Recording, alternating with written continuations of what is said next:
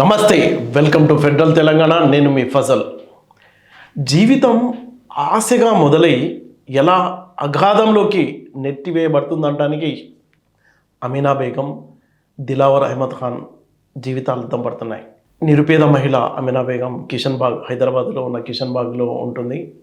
ఆమె టీబీ వ్యాధితో బాధపడుతుంది, కానీ యాక్టివ్గానే ఉన్న ఒక బ్యూటీ పార్లర్లో పనిచేస్తుంది. ఆమె భర్త వదిలేశాడు, చిన్న కొడుకున్నాడు, పేరెంట్స్ వృద్ధులు, ఆ కుటుంబానికి తనే ఆసరా.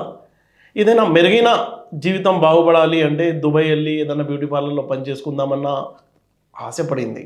అంతే, ఆమె ఆశని ఈ డ్రగ్ మాఫియా ఎలా వాడుకుంటుందో అనడానికి మీకు జరిగిన సంఘటన చెప్తాను. మీకు ఆ ఏజెంట్ కనెక్ట్ అయ్యాడు, మీకు దుబాయ్లో జాబ్ ఇప్పిస్తాను, ఫ్రీ వీసా, ఫ్రీ టికెట్, అది కూడా ఎమిరేట్స్ టికెట్ ఇస్తాను అన్నట్టు అతను టికెట్ ఇచ్చాడు, వీసా కూడా ఇచ్చాడు. అమీనా బేగంతో సహా ఒక దిలావర్ అహ్మద్ ఖాన్ అనే అతను బైక్ డ్రైవ్ చేస్తాడు అన్నమాట, రైడర్. అతను స్విగ్గీ జొమాటోలో పనిచేస్తుంటాడు. అక్కడ దుబాయ్లో పనిచేయడానికి ఆయన కూడా వీసా ఇచ్చి, ఆ ఏజెంట్ ఏం చేశాడంటే ఇద్దరిని దుబాయ్కి పంపిస్తున్నా అని చెప్పేశాడు. అయితే తెలివిగా వాడు ఏం చేశాడు, డైరెక్ట్ టికెట్ ఇవ్వలేదు. హైదరాబాద్ టు ఢిల్లీ ఇచ్చాడు, ఢిల్లీ నుంచి బ్యాంకాక్లో 2 days హాల్ట్. అక్కడ జరిగింది అంత గప్లా అంతా. అక్కడ ఏమైంది, అక్కడ మొత్తం ఈ డ్రగ్ మాఫియా యొక్క రూట్స్ కేరళలో, హైదరాబాద్లో ఉన్నాయి. ఇదంతా పెద్ద మాఫియా. వాళ్ళు డ్రగ్స్ని ఎలా ఈ అమాయక ప్రజలతో వాడుకుంటున్నారు అనడానికి ఈ సంఘటన ఒక ఎగ్జాంపుల్గా మనం చెప్పుకోవచ్చు. అమీనా బేగం ప్లస్ ఆ దిలావర్ వాళ్ళు ఇచ్చిన సూట్ కేసు తీసుకుని వచ్చి ఎయిర్పోర్ట్లోనే పట్టుబడ్డారు. 25 ఏళ్ల జైలు శిక్ష, అలాగే 5 లక్షల దిర్హంల పెనాల్టీ కూడా పడింది వాళ్ళకి. అయితే ఆమెని అంటే అంతటితో ఆమె జీవితం ముగియలేదు, కథ ముగియలేదు. హైదరాబాద్లో ఉన్న కొంతమంది ఎన్జిఓలు ఈ క్రౌడ్ ఫండింగ్ ద్వారా డబ్బు సేకరించారు. అక్కడ ఎవరైతే భారత ఎంబసీలో ఎవరైతే ప్యానల్ లాయర్గా ఉన్నారో ఇఫ్తేఖార్ అహ్మద్ మనతో ఉన్నారు. అసలు ఈ కేసుకు సంబంధించిన వివరాలని ఆయనతో అడిగి తెలుసుకుందాం. నమస్తే సార్. నమస్తే సార్, ఈ అమీనా కేసుకు సంబంధించి ఆమె ఎందుకు ఇలా ఈ డ్రగ్ మాఫియా చేతిలో చిక్కుకుంది? ఫస్ట్ ఆఫ్ ఆల్ ఈ ఏజెంట్స్ కొందరు ఉంటారు అన్నమాట. హైదరాబాద్లో ఉంటారు, ప్రతి దగ్గర ఉంటారు. ఎవరైతే దుబాయ్ వెళ్ళే వాళ్ళు ఉన్నారో వాళ్ళు ఆ ఏజెంట్స్ని కన్సల్ట్ చేస్తుంటారు. వాళ్ళు కొన్ని న్యూస్ పేపర్స్లో ప్రకటనలు కూడా ఇస్తుంటారు అన్నమాట. దుబాయ్కి ఫలా జాబ్స్ ఉన్నాయి, బ్యూటీ పార్లర్ జాబ్ ఉంది, బైక్ రైడర్ జాబ్ ఉంది అని. ఈ జరిగింది ఏమంటే, ఒక హైదరాబాద్లో ఉన్న ఒక ఏజెంట్, ఒక లేడీ ఏజెంట్ అన్నమాట. ఆమె ఫ్రీ వీసా, ఫ్రీ టికెట్ మరియు జాబ్ ఇస్తాము బ్యూటీ పార్లర్కి అని చెప్పింది ఈ అమ్మాయికి, అమీనా బేగం అనే అమ్మాయికి, ఓల్డ్ సిటీ అమ్మాయికి. ఓకే. ఇంకో దిలావర్ అహ్మద్ ఖాన్ అనే వాళ్ళు ఆయన కూడా చెప్పింది. ఓకే. దిలావర్ అహ్మద్ ఖాన్కి వాళ్ళు ముందు ఆల్రెడీ పంపించారు, ఫస్ట్ బెంకాక్ పంపించారు. ఓకే. ఇక్కడ నుంచి తర్వాత అమీనా బేగంని ఇక్కడ నుంచి పంపించారు. ఓకే. పంపించిన తర్వాత డైరెక్ట్ ఫ్లైట్ దుబాయ్కి ఉంటాయి. ఇక్కడ నుంచి 3 hours దుబాయ్ వెళ్ళొచ్చు, కానీ దుబాయ్ పంపలేదు. ఫ్లైట్ మిస్ అయింది అని ఏం చేశారంటే, మీరు ఢిల్లీ రండి, అక్కడ నుంచి తీసుకోపోతాము. ఢిల్లీ టు బ్యాంకాక్ తీసుకెళ్లారనమాట. బ్యాంకాక్లో ఒక 2-3 days అక్కడ మా మీటింగ్ ఉంటుంది, దాని తర్వాత మనం దుబాయ్ వెళ్ళొచ్చు అని. ఈ అమ్మాయికి ఏమంటే ఫ్రీ వీసా ఉంది, ఫ్రీ టికెట్ ఉంది, పైసలు కూడా తీసుకోలేదు, వీసా పైసలు. ఇంతకు ఆమెకి ఇచ్చిన వీసా ఏంటి? Employment visa, beauty parlour visa. అది బ్యూటీ పార్లర్ వీసా. అది పోయిన తర్వాత వీసా దక్కుతుంది అన్నమాట. దుబాయ్ వెళ్ళిన తర్వాత ఆ వీసా, ఎందుకంటే ముందు విజిట్ వీసా మీద వెళ్ళాలి, వెళ్ళిన తర్వాత అక్కడ ఎండార్స్మెంట్ అయ్యి అది ఎంప్లాయ్మెంట్ వీసాలో చేంజ్ అవుతుంది అన్నమాట. ఓకే. అయితే ఈమెకి ఏం చేశారంటే, ఇక్కడ నుంచి ఢిల్లీ తీసుకెళ్లారు, ఢిల్లీ నుంచి బెంకాక్ తీసుకెళ్లారు. బెంకాక్ నుంచి 18th May నాడు 2025 లాస్ట్ ఇయర్ 18th May నాడు ఎమిరేట్స్ ఎయిర్లైన్ ఒక టికెట్ ఇప్పించి ఈమెతో పాటు ఆ దిలావర్ అహ్మద్ ఖాన్ అని ఇంకో అబ్బాయి, హైదరాబాద్ అబ్బాయి ఎవరైతే ఉన్నారో, ఇద్దరికి ఒకే టికెట్. మళ్ళీ ఎందుకంటే ఇప్పుడు మీరు విజిట్ వీసాలో ఉన్నప్పుడు దుబాయ్ ఎయిర్పోర్ట్లో చెక్ చేస్తారన్నమాట, మీకు అకామిడేషన్ ఉందా లేదా అని. అయితే ఒకే హోటల్లో బుకింగ్ కూడా చేయించారు ఇద్దరిది. ఓకే. టికెట్ కూడా కామనే. వెళ్ళేటప్పుడు ఏం చేశారంటే, అక్కడ ఉన్న ఏజెంట్ ఎవరైతే, బ్యాంకాక్లో ఇంకో ఏజెంట్ ఎవరైతే ఉన్నారో, వీళ్ళకు ఒక 2 suitcase ఇచ్చారన్నమాట, బ్రీఫ్ కేస్.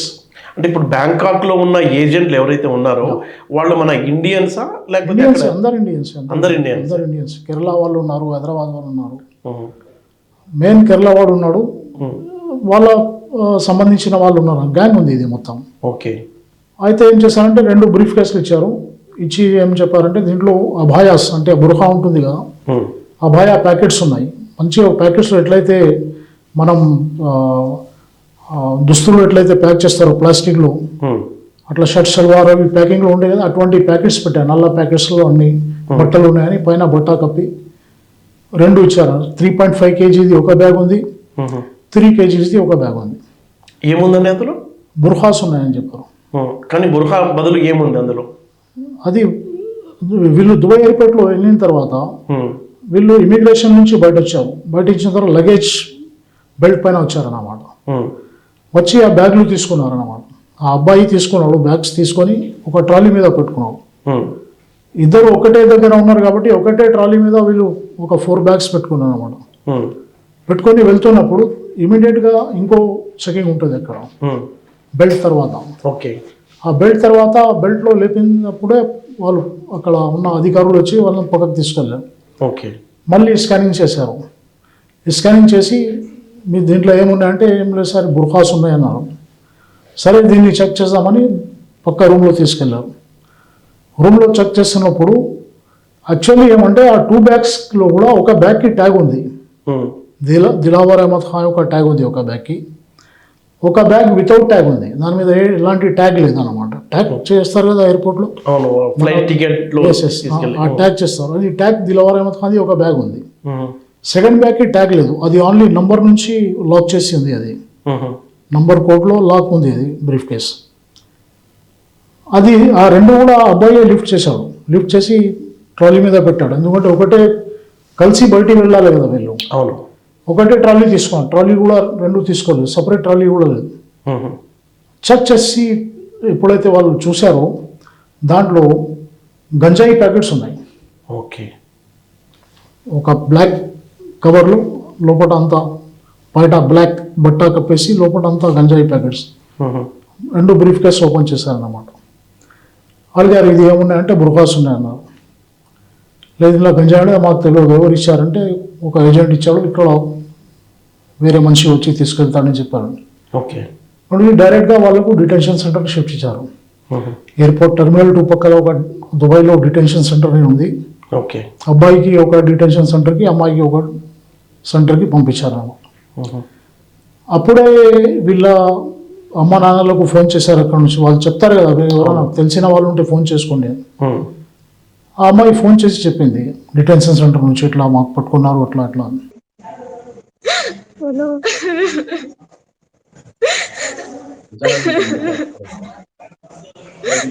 मम्मी रौनक को मम्मी यहाँ पे सब जने बोल रहे मैं 1-1 2-2 महीना नहीं निकलती, मेरे को वो चाहे पता और कुछ नहीं है। तुम रौनक को तुम्हारी तबीयत खराब होती, अल्लाह मेरे को निकालेगा यहाँ से जल्द से जल्द। 10 मिनट ही बात कर सकती, मैं ज्यादा नहीं बात कर सकती। बच्चे को एक बार बताओ, खाली बता दो ना फोटो, बस एक बार बताओ।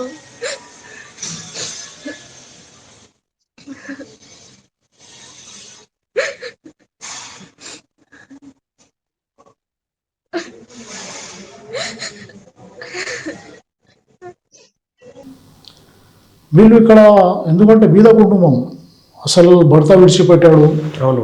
చిన్న అబ్బాయి ఉన్నాడు, 5 years అబ్బాయి, 24 years అమ్మాయి ఆమె, అచ్చా. అమీనా బేగం. ఓకే. వాళ్ళ పేరెంట్స్ కూడా చాలా బీద కుటుంబం అన్నమాట. ఆయన ఫాదర్కి కూడా కొంచెం ప్యారలైజ్ ఉంది, ఆయన ఎప్పుడు బెడ్ మీదనే ఉంటాడు. ఓకే. అమ్మ చిన్న చిత్కా పనులు చేసుకుంటుంటాను. ఉహు, ఇప్పుడు ఇక్కడ ఉన్న మన ఎంబీటీ ఎంజదుల్లా ఖాన్ వాళ్ళు కలిశారు, వెళ్ళి ఉహు, కలిసి చెప్పారు ఇట్లా ఉంది అని. ఆయన ఒక సెప్టెంబర్ ఇది అయింది మేలో, ఉహు, August, May, June, July, August, September, okay. 4 months దాకా ఆయన చాలా సార్లు ఆన్లైన్ మీడియా ద్వారా కూడా రిక్వెస్ట్ చేశారు చాలా మందికి, ఎవరైనా ఉంటే లీగల్గా మాకు హెల్ప్ కావాలి అట్లా అని. आप लोगों से दुआ, आप लोगों से गुजारिश है कि आमिना बेगम की रिहाई के लिए दुआ करिए। और जो भी हमारा वीडियो देख रहे हैं जो हाल ही मुक़िम दुबई में है, इस मामलात में क्या हमारी मदद कर सकते, आप लोग हमें मशवरा दीजिए कि लड़की को कैसा बाहर निकालना जल्द से जल्द। शुक्रिया। ఓకే ఆయనకున్న కంట్రాక్షన్ కానీ సెప్టెంబర్ వరకు కూడా వాళ్ళకు ఎలాంటి లింక్ దొరకలేదు ఎట్లా వీళ్ళను బయట తీయాలి బయటికి తీయాలి. ఓకే అని. ఆ సెప్టెంబర్లో నేను హైదరాబాద్ వచ్చాను దుబాయ్ నుంచి. నాది ఇక్కడ లీగల్ కన్సల్టెన్సీ కూడా ఉంది. నేను ఎంపానల్ అడ్వకేట్గా కూడా ఉన్నాను ఇక్కడ ఎంబసీలో దుబాయ్ కౌన్సిలేట్కి. అక్కడ ఎంపానల్ లాయర్స్ ఉన్నారు, దాంట్లో నేను కూడా వన్ ఆఫ్ ది లాయర్ అన్నమాట. ఓకే వచ్చిన తర్వాత కొందరు చెప్పారు అంజదుల్లా ఖాన్కి, ఇలా మా హైదరాబాద్ లాయర్ ఉన్నారు తెలుగు లాయర్ అని. నాకు వచ్చి కలిశారు వాళ్ళు, సెప్టెంబర్లో కలిశారు. కలిసిన తర్వాత నేను సరే వాళ్ళ దగ్గర ఇన్ఫర్మేషన్ ఏం లేదు, ఏం కేసు అయింది కూడా తెలియదు వాళ్ళకు. అప్పటి 4 months దాకా అసలు ఈ గంజాయి పట్టుబడిందని కూడా వాళ్ళకి ఇన్ఫర్మేషన్ లేదు. పోలీసులు అరెస్ట్ చేశారు అంతే, బస్ పోలీసులు అరెస్ట్ చేశారు. తెలియదు దాంట్లో ఏం వెళ్ళింది, ఏం కేసు ఉంది, ఏం తెలియదు వాళ్ళకు, ఇన్ఫర్మేషన్ లేదు. ఓకే సరే నేను వాళ్ళ దగ్గర ఇన్ఫర్మేషన్ తీసుకొని ఎక్కడ ఉంది అమ్మాయి అంతా తెలుసుకుని నేను సెప్టెంబర్లో దుబాయ్ వెళ్ళాను అనమాట. మళ్ళీ తిరిగి 15 days తర్వాత వెళ్ళాను నేను. వెళ్ళిన తర్వాత అమ్మాయి డిటెన్షన్ సెంటర్లో ఉంది. ఆమె దగ్గరికి వెళ్ళి నేను మళ్ళీ పవర్ ఆఫ్ అటార్నీ అక్కడ, ఎందుకంటే దుబాయ్ మొత్తం గల్ఫ్లో ఎట్లా ఉందంటే యాజ్ ఏ లీగల్ కన్సల్టెంట్గా ఉన్నా. ఇక్కడ నేను ఒక సీనియర్ లాయర్ని, కానీ అక్కడ కోర్టులో మరియు పోలీసులో రిప్రజెంట్ చేయాలంటే ఇక్కడ లోకల్ లాయర్తో పాటు మనం కలిసి చేయాల్సి ఉంటుంది అన్నమాట. కేసెస్ ఫైల్ చేసేటప్పుడు అక్కడ నా యొక్క కొలీగ్ ఉంది ఇక్కడ లోకల్ లాయర్ సల్మా సయీద్ అని. సల్మా సయీద్ ఆమెతో నేను మాట్లాడాను అనమాట. ఆమె అంది సరే మనం చేద్దాం. నేను చెప్పాను ఒక బీద కుటుంబం, మనం కొంచెం మినిమం ఫీజులో దీన్ని చేయాలంటే సరే అన్నది. జనరల్గా ఇలాంటి కేసుల్లో ఎంత ఫీజు తీసుకుంటారు? జనరల్లీ డ్రగ్స్ కేసెస్లో 1,00,000 dirham కంటే ఎక్కువనే తీసుకుంటారు. 1,00,000 dirham అంటే 25 lakhs of Indian rupees okay minimum. Okay ఇక దాన్ని ఇంకా పెరగచ్చు కూడా ఫీజెస్ అన్నమాట. అపీల్స్ ఉంటాయి అన్నమాట. ప్రతి అపీల్కి సపరేట్గా పేమెంట్ తీసుకుంటారు. అయితే మేము వెళ్ళి 6th నాడు అది తీసుకున్నాం. వాళ్ళ 6th of October నాడు మీరు సల్మా సయీద్తో కలిసి డిటెన్షన్ సెంటర్కి వెళ్ళారు? నేను వెళ్ళాను. ఓకే డైరెక్ట్గా నేనే వెళ్ళాను. సల్మా సయీద్ యొక్క పవర్ ఆఫ్ అటార్నీ తీసుకుని ఆమె దగ్గర నుంచి తీసుకొని నేనే వెళ్ళి అమ్మాయి సిగ్నేచర్ అక్కడ వాళ్ళ ఆఫీసర్స్తో మాట్లాడాను, జైలు అథారిటీస్తో మాట్లాడి నా ఐడెంటిఫికేషన్ అంతా చేసుకొని మాట్లాడితే సరే అన్నారు వాళ్ళు. నేను చెప్పాను ఇది నాకు పవర్ ఆఫ్ అటార్నీ కావాలంటే అమ్మాయిని పిలిపించి వాళ్ళు సైన్ చేసి ఇచ్చారన్నమాట. ఓకే పవర్ ఆఫ్ అటార్నీ తీసుకొని మేము ఏం చేసినామంటే కేసు ఏముంది యాక్చువల్లీ, ఎందుకంటే దుబాయ్లో ఏదైనా కేసు జరిగినప్పుడు పోలీస్ ఒక రిపోర్ట్ సబ్మిట్ చేస్తుంది అన్నమాట. మన దగ్గర ఏమంటారు, ఫస్ట్ ఎఫ్ఐఆర్ ఉంటుంది మన దగ్గర. ఎఫ్ఐఆర్ తర్వాత ఛార్జ్ షీట్ ఉంటుంది ఇండియాలో. అవును, ఛార్జ్ షీట్లో అన్ని వివరాలు ఉంటాయి. మన ఛార్జెస్ ఫ్రేమ్ చేస్తారు. అవును, మీ పైన ఏం అభియోగాలు ఏమేమి ఉన్నాయని ఛార్జ్ షీట్లో చెప్తారు. దుబాయ్ యూఏఈలో పోలీస్ రిపోర్ట్ ఉంటుంది. ఇన్వెస్టిగేషన్ తర్వాత పోలీస్ రిపోర్ట్ సబ్మిట్ చేస్తారు. అది ఒక 100 పేజీల రిపోర్ట్ ఉంది. అది మొత్తం ఇప్పుడు ఈమె కేసులో 100 పేజీలు ఉంది. మొత్తం అరబిక్లో ఉంటుంది అన్నమాట. దాంట్లో అన్ని వివరాలు ఉన్నాయి. అది ముందు మనం తీసామన్నమాట. పవర్ ఆఫ్ అటార్నీ వేసిన తర్వాత దుబాయ్ కోర్టు నుంచి మాకు ఆ పేపర్స్ వచ్చినాయి అనమాట. 6th నాడు మేము వేసి 7th పేపర్స్ వేసుకున్నాము. 8th నాడు మళ్ళా పేషీ ఉంది ఆమెది. ఫైనల్ పేషీ ఉంది, ఆ కేసు పేషీ. ఎందుకంటే మేలో కేసు స్టార్ట్ అయింది ఆమెది. అవును. అయితే అక్టోబర్లో ఆమె మళ్ళా ఫైనల్ జడ్జ్మెంట్ వచ్చింది అన్నమాట. వితిన్ మేము పవర్ ఆఫ్ అటార్నీ తీసుకున్న రెండవ రోజే 25 సంవత్సరాలు జైలు శిక్ష అని లైఫ్ పడింది ఇద్దరికి. అయితే మేము అసలు దాంట్లో పేపర్స్ చూసి వాదించే సమయం కూడా మాకు దొరకలేదు. ఎందుకంటే వీళ్ళు మాతో కలవడంలో ఒకటి డిలే అయింది.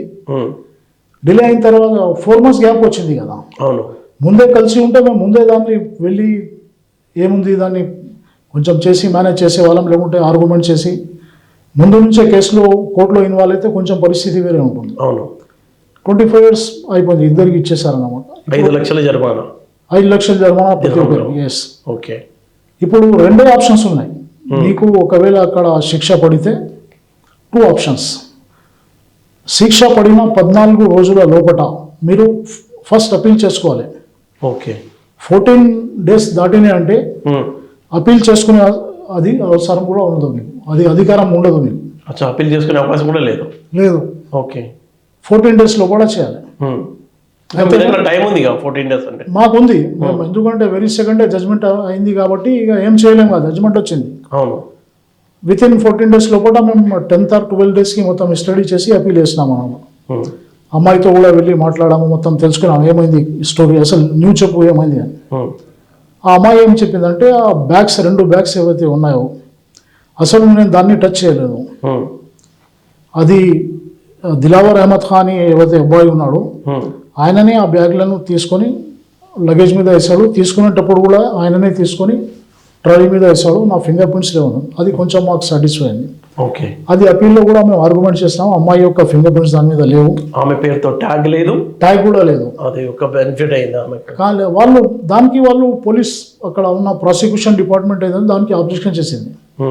వాళ్ళు ఏమన్నారంటే సరే మీరు ట్యాగ్ లేదు అన్నారు, కానీ ఒకటే ట్రాలీ మీద 4 బ్యాగులు ఉన్నాయి, కో ప్యాసింజర్ ఇద్దరు కలిసి వచ్చారు, టికెట్ ఒకటే ఉంది, అవును, అకామిడేషన్ కూడా ఇద్దరిది ఒకటే హోటల్లో ఉంది, అవును, అయితే ఇద్దరు కలిసే దీన్ని తీసుకొచ్చారు.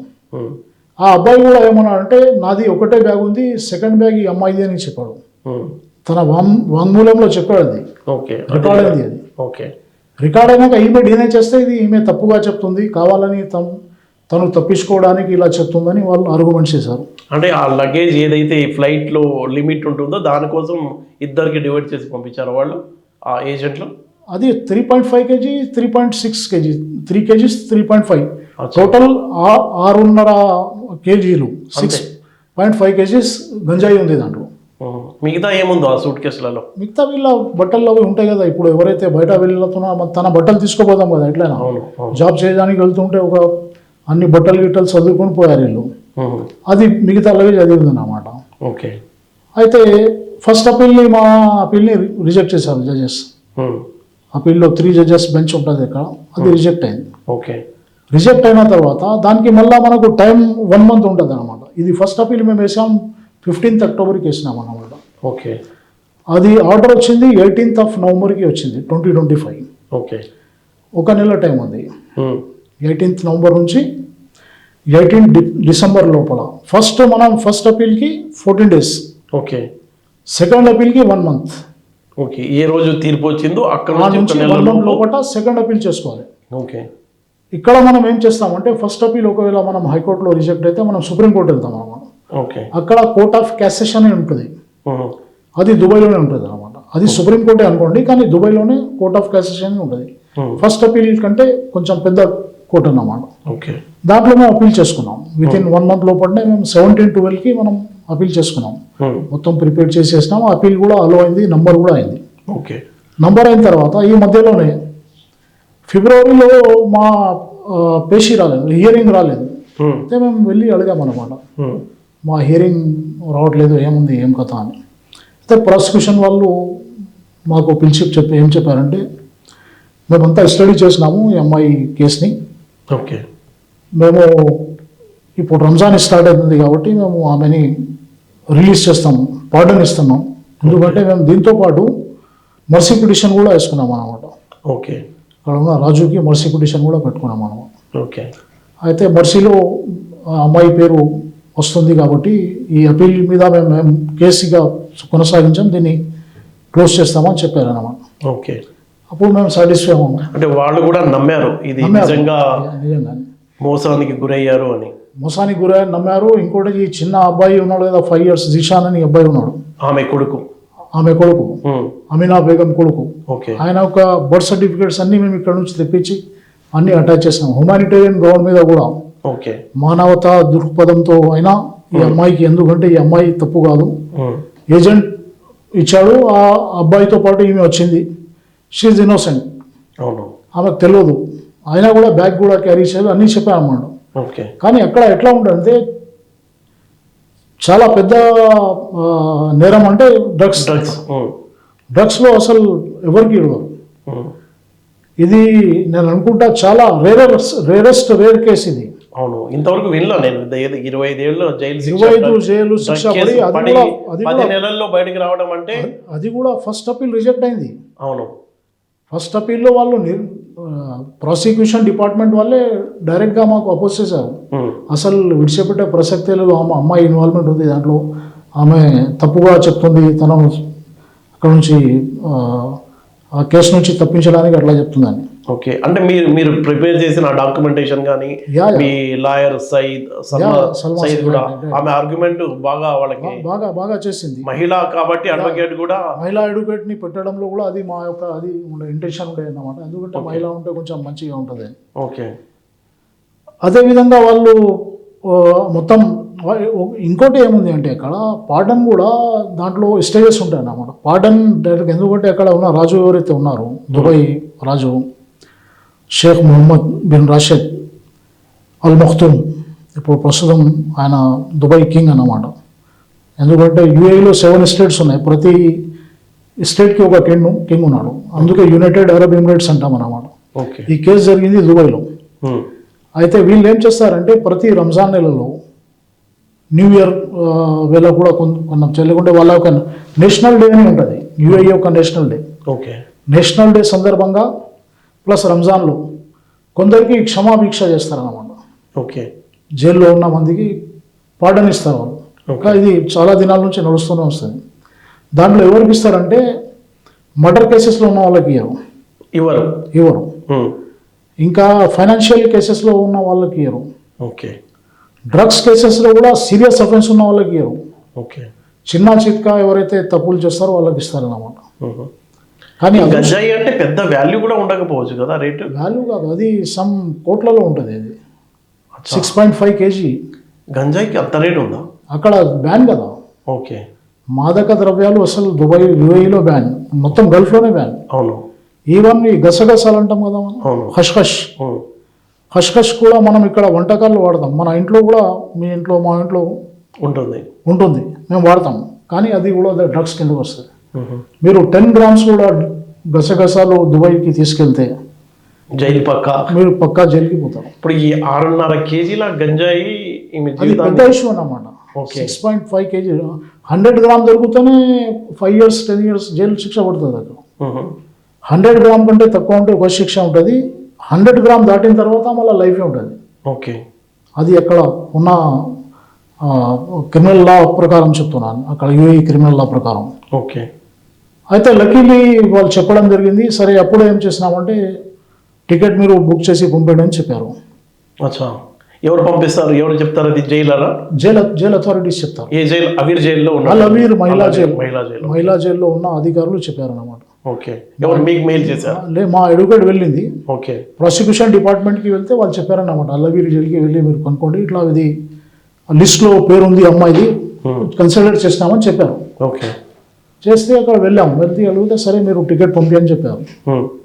3rd March మనం టికెట్ పంపించాం, ఇండిగో టికెట్ ఫస్ట్ పంపించాం. వాళ్ళు ఏమన్నా అంటే మీ యొక్క ఇండియన్ ఎయిర్లైన్స్కి ఏదైనా ఇండియాకి సంబంధించిన ఎయిర్లైన్కి టికెట్ పంపండి అన్నారు. అయితే ఇప్పుడు 2 ఎయిర్లైన్స్ ఉన్నాయి, ఎయిర్ ఇండియా ప్లస్ ఇండిగో. అవును, ఇండిగో టికెట్ వార్ జరుగుతున్న నేపథ్యంలో మొత్తం February 18 తర్వాత 28 తర్వాత మొత్తం మారిపోయింది.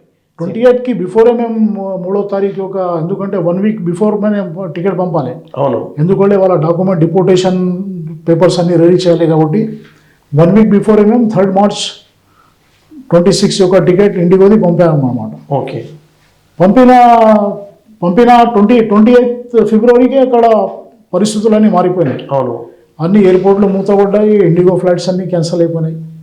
అమ్మాయి ఎక్కడి నుంచి చిక్కుంది. ఓకే, తర్వాత మళ్ళా ఇండియన్ కాన్సులేట్కి కూడా నేను పర్సనల్ మెసేజ్ పెట్టాను అన్నమాట.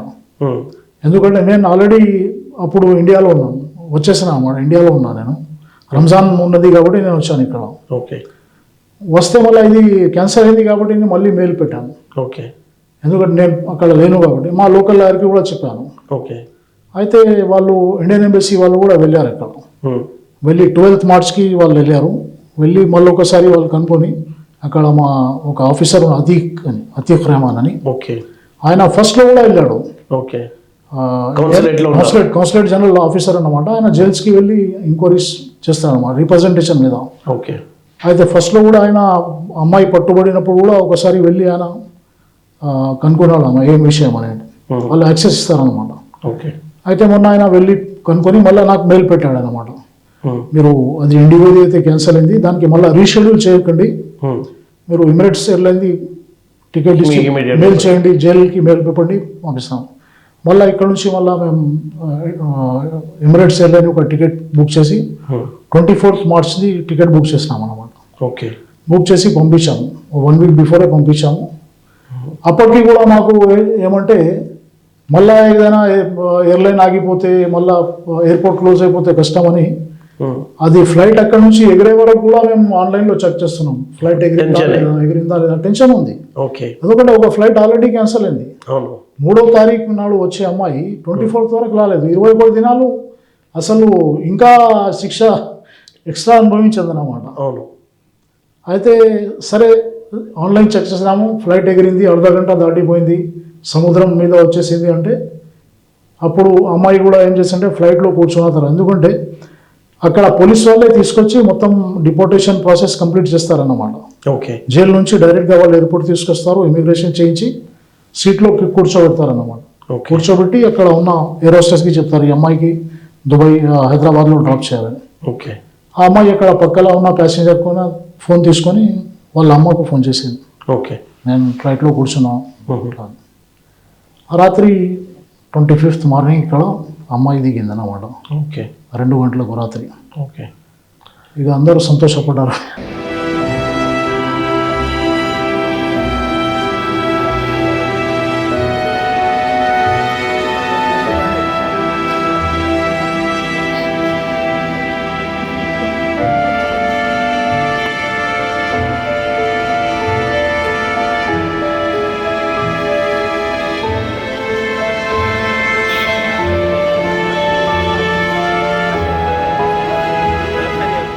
అంజదుల్లా ఖాన్ రోల్ ఎలా చేశారండి ఈ కేసులో? టోటల్గా ఎంబీటీ నేత అంజదుల్లా ఖాన్. అంజదుల్లా ఖాన్ దగ్గరనే కేసు వెళ్ళింది ఫస్ట్ ఇది. ఓకే. ఎందుకంటే ఆయన ఫండింగ్ మొత్తం యాక్చువల్లీ బీదోళ్ళు కదా. ఎందుకంటే అసలు నేను మొత్తం చెప్తుంటే నాకే కొంచెం ఎమోషనల్గా ఉంది ఇది. అవును. చాలా ఇన్వాల్వ్ అయినా ఈ కేసులో. అవును. అమ్మాయి కాబట్టి ఒక 24 years ఏజ్ అమ్మాయి అన్నమాట. అవును. వాళ్ళు స్టార్టింగ్లో ఏం చేసినారంటే చాలా ట్రై చేసినారు అన్నమాట, ఏం చేద్దాం ఈ అమ్మాయిని తీయడానికి అని. ఓకే. అయితే అంజదుల్లా ఖాన్ ఎంబీటీ లీడర్ ఎవరైతే ఉన్నారో ఆయన దగ్గర ఒక ప్రజా దర్బార్ అని నడుపుతుంటాడు ఆయన ఓల్డ్ సిటీలో చెంచల్గూడ. అవును. అయితే కొందరు చెప్తే వాళ్ళ సలహా మేరకు ఆయన దగ్గర వెళ్ళాను అనమాట. ఇప్పుడు స్టార్టింగ్లో కావాల్సిన ఫండింగ్ అంతా ఆయన దగ్గర నుంచి వచ్చింది టికెట్తో సహా. ఇప్పుడు ఏం చేస్తున్నారంటే వాళ్ళు క్రౌడ్ ఫండింగ్ చేశారు. ఓకే. ఆయన ఒక అప్పీల్ చేశాడు అనమాట, ఎవరైనా దాతలు ఉంటే ఇట్లా అమ్మాయి కేసులో ఉంది, ఎందుకంటే ఇక్కడ లోకల్ లాయర్కి ఫీజు కట్టాలి. అవును. ఇంకా మంత్లీ ఆమె అకౌంట్లో కూడా పైసలు వేయాలి. అక్కడ జైల్లో ఒక అకౌంట్ నెంబర్ ఇస్తారన్నమాట. మనం బయట వస్తువులు కొనుక్కోవడానికి లేకుంటే ఏదైనా ఉంటుంది కదా, ఎందుకంటే వాళ్ళు అక్కడ అన్నం పెడతారు, మంచి అన్నం పెడతారు, అట్లా ఏం లేదు. ఓకే. ఇక్కడ మన అలాగా కాదు, అక్కడ మంచిగా బిర్యానీ అంతా ఇస్తారు అక్కడ. ఓకే. జైలు కూడా మంచిగా ఉంటుంది, అట్లా ఇక్కడలాగా ఒకటే రూమ్లో 10 మంది అట్లా ఉంటుంది. బెడ్స్ ఉంటాయి, ఏసీ ఉంటుంది, వసతులు ఉంటాయి. కానీ బయట ప్రపంచం మనం చూడలేము కదా, 4 గోడల మధ్యలో ఉండాలి. అంటే మీరు పర్సనల్గా కూడా ఖర్చు పెట్టారని తెలిసిందే. పర్సనల్గా కూడా చేసినాము, మాతో ఎంత అయితే అది మనం చెప్పుకోవడం మంచిది కాదు అని అనుకుంటున్నాను. అండ్ టోటల్ మీ కెరియర్లో ఇది చాలా అద్భుతమైన విజయం అనుకోవచ్చు. అద్భుతమైన కేవలం 10 నెలల్లో డ్రగ్ కేసులో ఉన్న ఒక మహిళను దుబాయ్ జైల్లో నుంచి రావడం అనేది ఒక అడ్వకేట్ గా మీరు ఎలా ఫీల్ అవుతున్నారు? అమ్మాయి అసలు ఫ్లైట్లో కూర్చునే వరకు కూడా నాకు నిద్ర పుట్టలేదు. ఓకే. అసలు నేను రోజు రాత్రికి లేసేవన్నమాట, అరే అమ్మాయి ఎట్లా ఉంది, ఏం తెలియదు కదా, ఇన్నోసెంట్. ఓకే. ఎట్లా ఒక కొత్త యంగ్ ఏజ్లో ఉన్న అమ్మాయికి తీసుకెళ్ళి జైల్లో పడేస్తే ఆమె ఏం ఆశించి వచ్చింది దుబాయ్కి? ఆ కళలన్నీ ఎయిర్పోర్ట్లోనే అని. మళ్ళీ ఇది 25 ఏళ్ళు అంటే ఇట్లా, ఇప్పుడు 24 years ఆమె ఏజ్. అవును. 25 సంవత్సరాలు అంటే ఆమె ముసలిగా ఈ 50 years ఏజ్లో బయట రావాలి. అవును. అసలు మనం అనుభవించుకుంటేనే ఎంత అది అవుతుంది, ఫీల్ అవుతుంది. సరే, అది అదృష్టం, దేవుని యొక్క దయ వల్ల, మన యొక్క అక్కడ ఉన్న రాజు యొక్క దయ అనుకోండి, ఆమెకు భిక్ష పెట్టి వదలడం జరిగింది అన్నమాట. ఇప్పుడు మనకు 4 తరాలుగా గల్ఫ్ కంట్రీస్కి వెళ్తున్నారు ఉపాధి కోసం. కానీ ఈ మధ్యలో ఈ ఎవరైతే ఏజెంట్లు, ఈ డ్రగ్ మాఫియా, వీళ్ళని కంట్రోల్ చేయడంలో పోలీసులు కానీ ప్రభుత్వం కానీ ఎందుకు వైఫల్యం చెందుతుంది? మన ప్రభుత్వంలో రేవంత్ సర్కార్ వచ్చిన వెంటనే డ్రగ్స్ మీద ఉక్కుపాదం మోపుదామని ఆయన చాలా సీరియస్గానే ఉన్నారు. అయితే ఇప్పుడు ఎవడైతే ఈ ఏజెంట్ ఈ అమ్మాయికి చేశాడో వాడిని పట్టుకుని, అంటే తీగ లాగితే డొంక కదిలింది అన్నట్టు బ్యాంకాక్లో ఉన్న ఆ ముఠాని మన వాళ్ళు తీసుకురాలేరా? ఈమె పట్టుబడిన తర్వాత వీళ్ళిద్దరు పట్టుబడ్డారు కదా, ఒక 2 days 3 days తర్వాత కూడా మళ్ళా ఇంకా 4-5 మళ్ళా కేసెస్లు అయినాయి. సేమ్ ఇలాంటి కేసు, సేమ్ ఇలాంటి. ఒక బెంగళూరులో అలీపూర్ అని ఉంటుంది, బెంగళూరు కంటే ముందు. ఓకే, అలీపూర్ మీరు విని ఉంటారు, చాలా పెద్ద విలేజ్ అన్నమాట. చాలా బిజినెస్ ఎక్కువ, ముస్లిమ్స్ కూడా చాలా బిజినెస్ మ్యాన్స్ ఉంటారు కదా. అవును. అలీపూర్ నుంచి కూడా 4 పట్టుబడ్డారు. ఓకే, ఇదే గ్యాంగ్ వాళ్ళు చేసి పంపారు బెంగళూరు పిల్లలను. ఇది కూడా same Bangkok, same pattern, Bangkok same pattern, Bangkok నుంచి. ఓకే. ఇప్పుడు మన ఇండియాలో ఎట్లా ఉంది అంటే, మీరు గంజాయి ఏమైనా తీసుకోకండి, ఇక్కడ చాలా స్ట్రిక్ట్గా మన దగ్గర చెకింగ్ ఉంటుంది, స్కానర్స్ ఉంటాయి అన్నమాట. అవును. మీరు ఇక్కడనే వాడు చెప్తే సార్ ఇది ఏం తీసుకోపోతున్నావు అని చెప్పేస్తారు, ఉన్నా కూడా మీకు అసలు పోనీయరు, లేకుంటే ఇక్కడనే అరెస్ట్ చేస్తారు మీరు డ్రగ్స్ ఉంటే. ఓకే. మీరు హైదరాబాద్ టు ఢిల్లీ కూడా చిన్న డ్రగ్ కూడా తీసుకోపోని అవసరం లేదు, ఆస్కారం లేదు. అచ్చా. ఎందుకంటే స్కానర్లో పట్టుబడతారు మీరు. కాబట్టి ఇక్కడే దుబాయ్లో వెళ్ళి పట్టుబడేది వీళ్ళు అందుకే ఏం చేస్తున్నారంటే, ఇండియా నుంచి ఏమి ఇవ్వలేదు వాళ్ళకు. ఓకే. ఇండియా నుంచి అసలు డ్రగ్స్ ఇవ్వలే కదా. అంటే ఎంత ప్లానింగ్గా చేస్తుంది వాళ్ళ ప్లానింగ్ ఏమంటే, ఇక్కడ వస్తే ఇక్కడనే పట్టుబడతారు, వాళ్ళు అక్కడ చేరుకోలేరు, లక్ష్యాన్ని వాళ్ళకి నెరవేరదు అన్నమాట. అవును. వాళ్ళకి ఏదో ఒక సాకు పెట్టి, అరే మీ ఫ్లైట్ మిస్ అయింది, మీ టికెట్ అయిపోయింది, ఫ్లైట్ వెళ్ళిపోయింది, కాబట్టి మీరు ఢిల్లీ రండి, అక్కడ నుంచి ఇక్కడ రండి, ఇక్కడ నుంచి మళ్ళీ మేము పంపిస్తామని ఒక పేదవాళ్ళు కాబట్టి వీళ్ళకి పర్టికులర్గా ఫీజు తీసుకోలేదు కాబట్టి ఆ ట్రాప్లో ఎవరైనా కూడా. ఇప్పుడు మనం మీ దగ్గర ఉన్న ఒక స్టాఫ్కి కూడా నేను చెప్తాను కూడా, నీకు ఫ్రీ టికెట్ ఇస్తాం, ఫ్రీ వీసా ఇస్తాం, అరే ఫ్లైట్కి నువ్వు రెడీగా అంటే. అవును. దుబాయ్ అంటేనే ఒక సీన్ అందరికీ, ఒక బుర్జ్ ఖలీఫా. అవును. అక్కడ వెళ్తే ధరమ్స్లో ₹1, అక్కడ రూపాయి, ఇక్కడ ₹25 అవుతాయి. అవును. అక్కడ 1000 దరం శాలరీ ఉన్నా కూడా 25,000 అవుతాయి. అవును. అది లగ్జరీ కార్స్, అది జీవితంలో మార్పు వస్తుంది, ఇంట్లో లగ్జరీ లైఫ్. అవును. అది ఒకటి మైండ్లో తిరుగుతుంది అన్నమాట. ఆ సంతోషంలో వీడు ఫ్రీ, అది కూడా ఫ్రీ, పైసలు ఇవ్వడం లేదు మీరు. అవును. మీకు టికెట్ ఫ్రీ ఇస్తున్నాడు, అకామిడేషన్ ఇస్తున్నాడు, ఓకే, మీకు అన్ని వీసా ఫ్రీ ఇస్తున్నాడు అంటే ఎవరైనా ఆశపడతారు కదా. అవును. అలా వీళ్ళు ఆశపడి చేస్తున్నారు, దానికి ఎన్కాష్ చేసుకునే వాళ్ళు ఎన్కాష్ చేస్తున్నారు. ఓకే.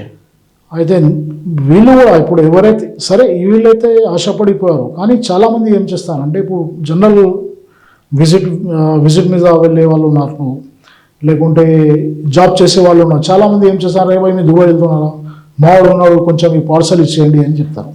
ఇప్పుడు మీరు ఈమె ఎవరైతే ఏజెంట్ ద్వారా వెళ్ళిందో అతని వివరాలు తీసుకొని కమిషనర్కి ఏమైనా లెటర్ ఇచ్చే అవకాశం ఉందా మీరు? మా దగ్గర ఉన్న ఇన్ఫర్మేషన్ మేము చేస్తాం, ఎందుకంటే ఇప్పుడే ఇది కథ ముగిచింది కదా, దాని మీద మేము స్టడీ చేస్తున్నాం. ఓకే. నా దగ్గర పోలీస్ రిపోర్ట్ ఉంది, 95 pages 100 pages ఒక పోలీస్ రిపోర్ట్ ఉంది, దుబాయ్ పోలీస్ది. అవును. దాంట్లో అన్ని వివరాలు ఉన్నాయి. దాని తర్వాత పట్టుబడ వాళ్ళ వివరాలు కూడా ఉన్నాయి. ఒక హైదరాబాద్ ఇంకో లేడీ కూడా, అది ఎవరైతే దా మాఫియాలో వన్ ఆఫ్ ది గ్యాంగ్ ఉంది, ఆమె ఇప్పుడు లోపల ఉంది. ఓకే. దాని తర్వాత పట్టుకున్నారు ఆమెను కూడా. ఓకే. ఇంకో ఇద్దరిని అక్కడ లోకల్ నుంచి కూడా లిఫ్ట్ చేసే వాళ్ళు దుబాయ్ పోలీస్ వాళ్ళు. దుబాయ్ పోలీస్ చాలా స్ట్రిక్ట్. ఓకే. అంటే ఇప్పుడు బ్యాంకాక్ కేంద్రంగా ఏదైతే డ్రగ్ మాఫియా పనిచేస్తుందో దాని రూట్స్ హైదరాబాద్లో ఉన్నాయి. అంటే హైదరాబాద్లో ఏజెంట్స్ ఉంటారు. అదే రూట్స్ అంటే వాళ్ళే కదా ఏజెంట్, వాళ్ళని పట్టుకుంటే ఈజీ కదా. ఆ సమాచారం ఏమన్నా పోలీస్ కమిషనర్కి ఎవరైతే పంపించారో ఆమె కూడా పట్టుబడింది, లోపటే ఉంది కదా. ఓకే. ఈ అమ్మాయికి ఏ మహిళ అయితే పట్టించింది, అది చెప్పిందో ఫ్రీ వీసా ఇస్తామని, అవును, ఆమెకి కూడా ఇచ్చి పంపించారు 2 days తర్వాత. ఓకే. ఇప్పుడు ఆమె కూడా లోపల ఉంది హైదరాబాద్ అమ్మాయి. అది ఏజెంట్ అనమాట, one of the sub agent లాగా పనిచేస్తుంది ఆమె. ఆమె కూడా దుబాయ్ జైల్లో ఉంది. సో పట్టుకుంటారు లేదని కాదు, కానీ మొత్తం మనకు ఛానల్ దొరకాలి.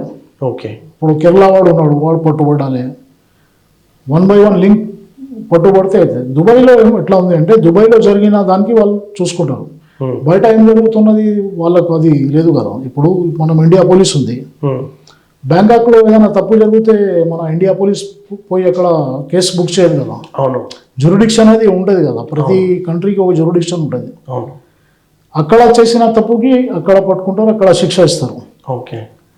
ఇప్పుడు మన వాళ్ళు ఎవరైనా ఇట్లా చేస్తే వాళ్ళు ముందుకు వచ్చి ఇప్పుడు ఏం చేస్తారంటే చాలా కేసెస్లో ఇప్పుడు రిలీజ్ అయిపోయారు అనుకోండి, అరే మనకు ఎందుకు అంతా మళ్ళీ టెన్షన్, ఈ పెద్ద మాఫియా ఉంది, మనకు మళ్ళా మన ప్రాణాన్ని ఉంటుంది, ఏదైనా చేస్తారు వాళ్ళు అనే ఒక భయం కూడా మన వాళ్ళలో ఉంటుంది అన్నమాట. దానికి ఎగ్జిక్యూట్ చేయాలన్నమాట. ఓకే ఇప్పుడు కెమెరా ముందు వచ్చి మాట్లాడే పరిస్థితులు కూడా ఉండరు, ఓకే. పరుగు పోతుందని.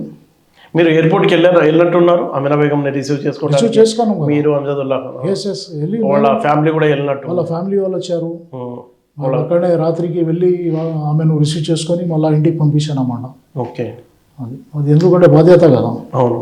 ఆమె ఎయిర్పోర్ట్, నేను ముందే చెప్పాను, ఆమె ఎయిర్పోర్ట్లో దిగినంత వరకు బాధ్యత తీసుకుంటాను. ఓకే.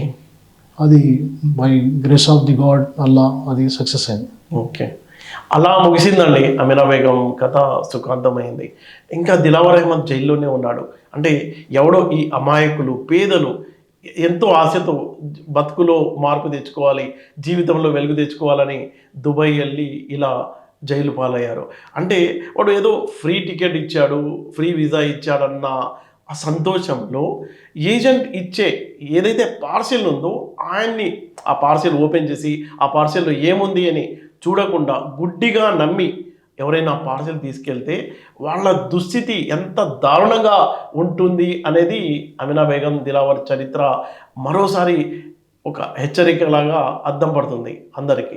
అంటే ఎవరైనా గల్ఫ్ వెళ్ళేవాళ్ళు చాలా సీరియస్గా, ఎవరన్నా మామూలుగా వెళ్తున్నా తమ చుట్టాలకి పార్సల్ ఇవ్వండి అంటే గుడ్డిగా తీసుకోవద్దు. ఆ పార్సల్ ఓపెన్ చేసి చూసి అందులో ఏముంది అని నిర్ణయించుకున్న తర్వాతే అది తీసుకొని ఎయిర్పోర్ట్కు వెళ్ళాలని ఇఫ్తిఖార్ గారు సూచిస్తున్నారు.